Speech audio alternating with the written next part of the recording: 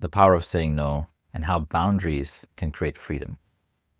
So if you've ever said yes when everything inside of you wanted to say no, what's actually been going on there? So what's going on internally? And maybe you didn't want to disappoint someone. Maybe you were scared they'd pull away. Maybe you've always just been the one who gives, right? You're afraid. Or maybe there's a truth there, right? So every time you say yes and when you mean no, you're actually abandoning yourself. And that disconnection compounds. It adds up, right, over time. So in this video, in this message today, I'll walk you through 3 parts. Why saying no is so hard for so many of us. And the hidden cost, as I talk about the economics of the story, the hidden cost of being nice all the time. And how boundaries aren't barriers, and they're actually bridges to freedom and real connection.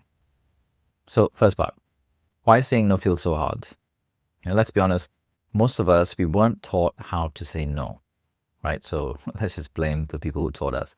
We were taught how to please, perform, and be likable, or we just learned. We taught ourselves, either we were taught or we taught ourselves by either being in certain environments or situations and it's shaping us in a certain way. And maybe that's just the best that we could do, depending on whatever age that we were at. Either way, we learned this. We learned to associate no with a rejection, guilt, being selfish, difficult, or too much. Right, so what happens? You then ignore your capacity, you override your body, and you say yes to avoid tension, not because it's true.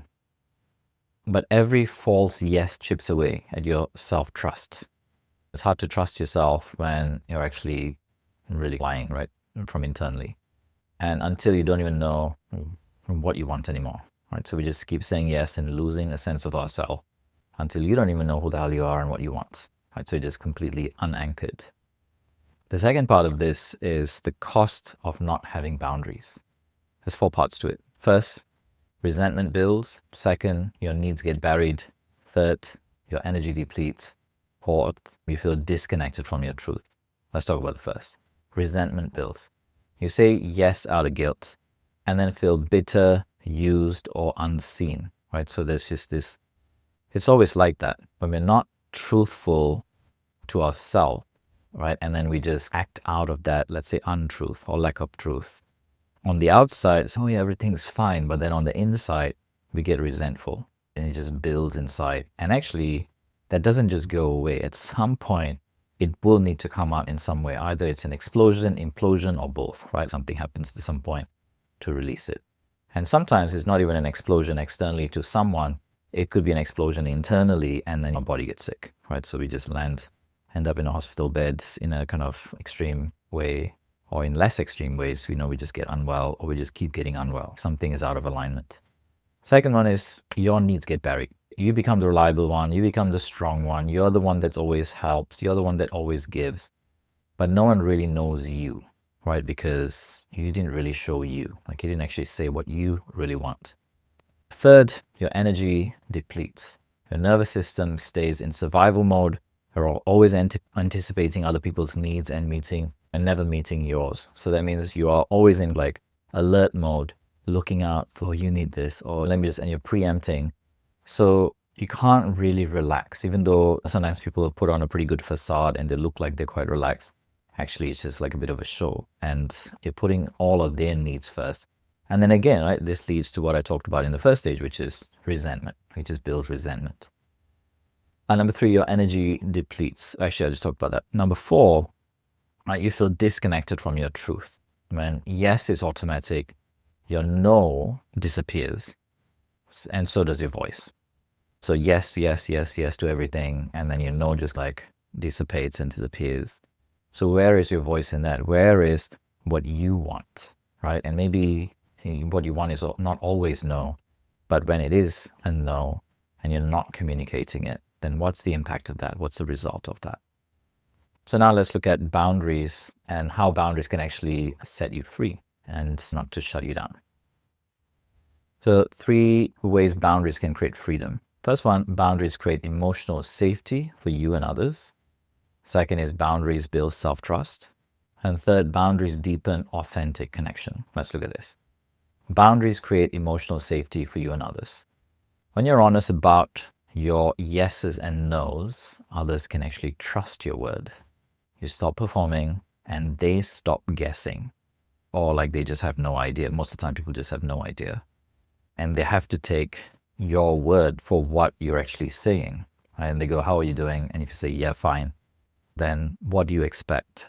For them to dig and go, no, tell me, you don't look fine or you don't seem fine. It's your responsibility to communicate where you're at and what you want or don't want, right? So it's bringing a level of honesty when you say yes or no, so that others can actually trust that when you say yes, when you say no, you mean it, and they can actually base the next stage, right? Like their actions, their thoughts, their words on that a decision that you've just brought to the table. Number two, boundaries build self-trust. Every time you say no to what drains you, you're saying yes to what aligns with you.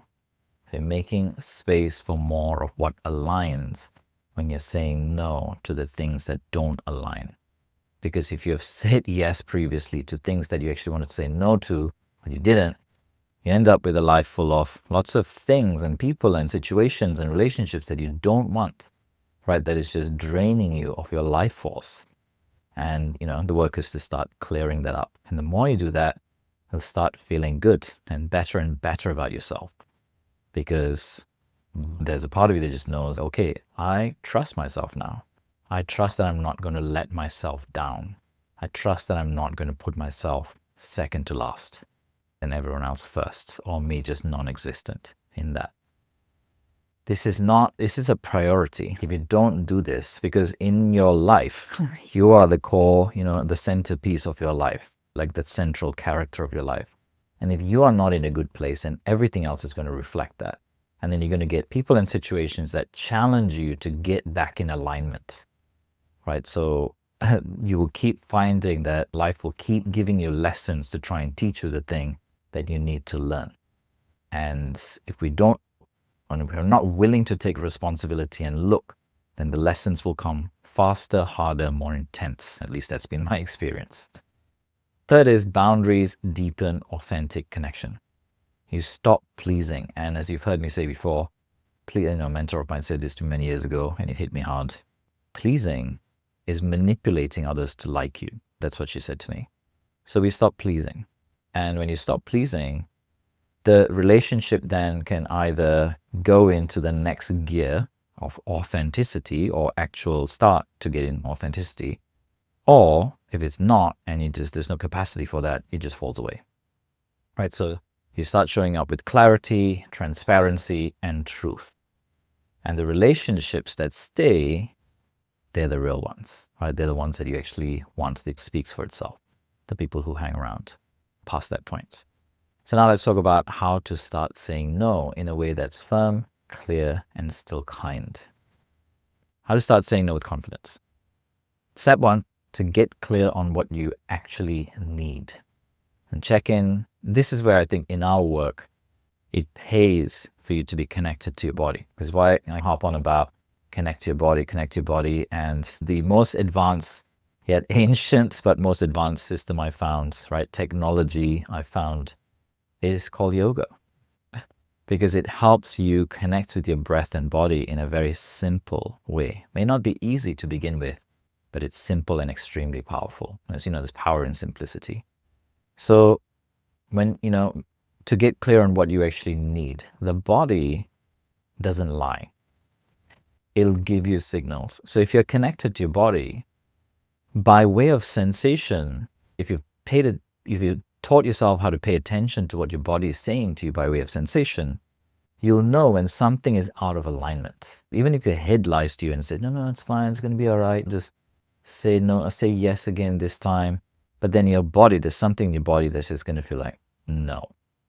And for each of us, it might show up in a different way. Maybe for some of us, it might be tension, right, in certain parts of the body. Maybe it's like a closing down around the heart, or a tightening, a contraction, like contraction type energy, a tightening, rather than a freeing or an opening or a releasing type energy.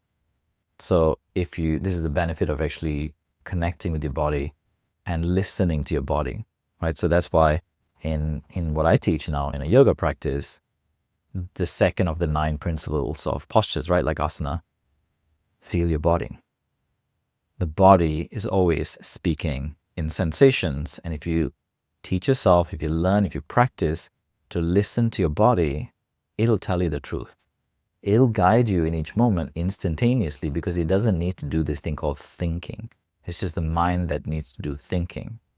And the way I kind of spot thinking, like when someone's actually goes straight into their head and starts thinking, is that thinking takes some time, or even just like a split second, but the body will just say it, right? Or the heart, you'll just feel it instantaneously, right? Like there'll just be signal coming straight. It doesn't need to think.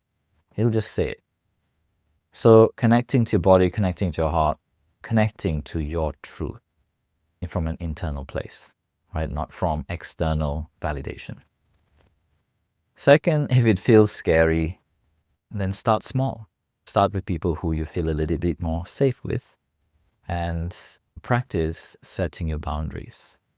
Setting boundaries is like a muscle, right? An emotional muscle that you can build. So start with the low stake no's, right? Like the ones where you feel, okay, this is a bit safer. You have a good relationship with this person, friend or family or whoever, and they'll understand and they'll support you in this process of growing into saying no. Personally, I would say take the training wheels off and just start practicing saying no, because before it might feel scary, during it might feel uncomfortable, but after it, sure as hell will feel worth it. There'll be a level of freedom that is just, you cannot feel that level of freedom when you're on this side of the yes or the no. You have to actually say the no first, and then you will get the result. It's like you can only get the result after you've done the work. And the third part, which might help, simple, practical thing, is just use clear, kind language.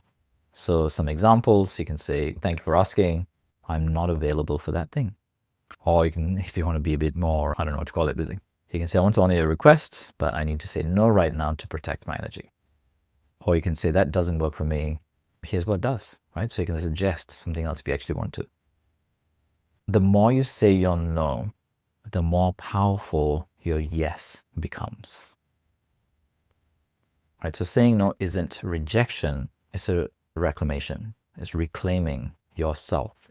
It's reclaiming your energy, your truth, your power, you stepping into your power. It doesn't mean you're rejecting them. It's saying yes to you. And if you're new to this work, those of you, most of you here in the live session, you are in this body of work, but those of you watching the recordings in any of the platforms that I posted in, currently I'm running the Empower program, which is a paid program. People have paid £497 before. And this is our gateway program. It's a longer version of what we do in our Awaken program, which is 3 days, our 3-day live virtual event. Empower is a 3-week version, and it's completely free right now. And here's some of the things we actually work on inside of Empower, and you can come and join us right now. 1 is to build your self-trust. 2, heal people-pleasing patterns with the internal work that we do in the program. And 3, practice embodied boundaries from inside out. So, this thing about connecting to your body and breath, we do meditations, we do yoga practice inside of the program. It's completely free, and I can't think of a reason why someone shouldn't join it. If you're watching this, if you're hearing this, if it speaks to you, you should be and you're invited. So just know, wherever you're watching this video, this recording, just DM me the word Empower, and I'll send you the link. So my closing thoughts are, every time you honor your capacity, your needs, your truth, you reclaim a little more of yourself, another piece of yourself, right? And it's difficult not to feel good about that. You will start to feel better and better and better about yourself.